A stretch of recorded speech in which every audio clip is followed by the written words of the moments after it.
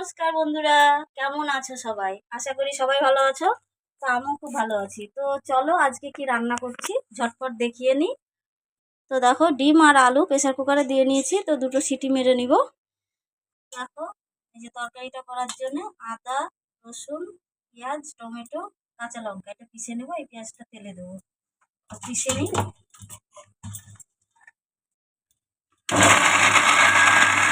দেখো তেলটা গরম হয়ে গেছে, এদিকে আমি ডিম সেদ্ধ করে ছাড়িয়ে নিয়েছি। এই যে সোয়াবিনটাও সেদ্ধ করে নিয়েছি, তো দিয়ে দিলাম একটু লবণ আর হলুদ।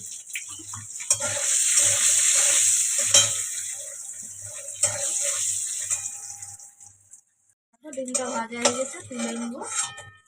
বেশি ভাজবো না, ভাজলে আবার খুব শক্ত হয়েছে। তো এই আলুটা ভেজে নেব।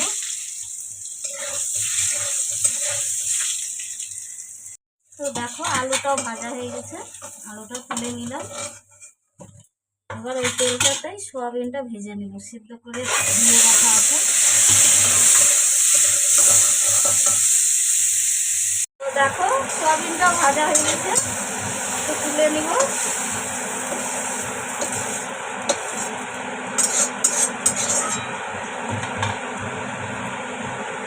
তো এবার তেল দিয়ে দিব।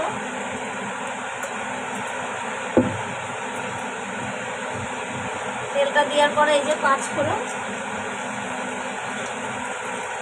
আর এই যে পেঁয়াজটা,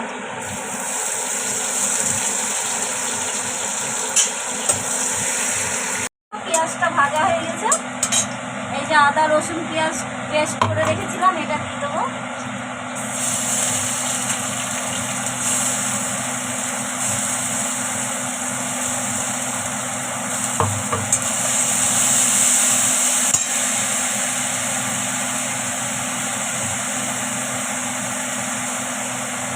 হলুদ,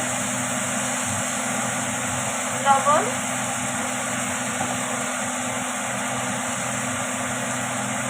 এটা জিরের গুঁড়ো, এটা চিকেন মশলা।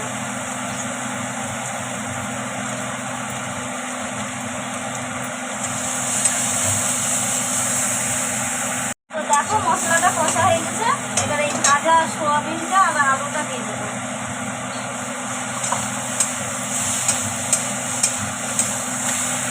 দেখো কষানো হয়ে গেছে, এবার জলটা দিয়ে দেবো।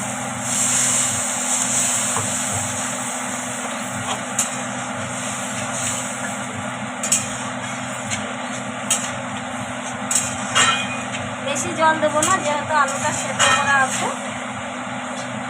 এবার ডিমটা দিয়ে ঢাকা দেবো।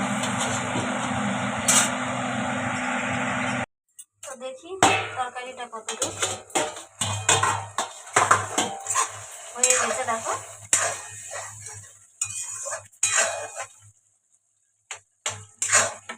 তরকারিটা হয়ে গেছে, এবার নামিয়ে নেবো। এই দেখো এরকম হবে মাখা মাখা।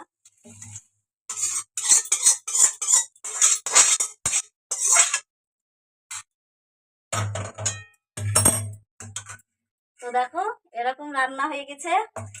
তো কে কে খাবে আমার কমেন্টে জানিও, আর তোমরা এইভাবে কারা খাও সেটাও জানিও। টাটা, পাশে থেকো।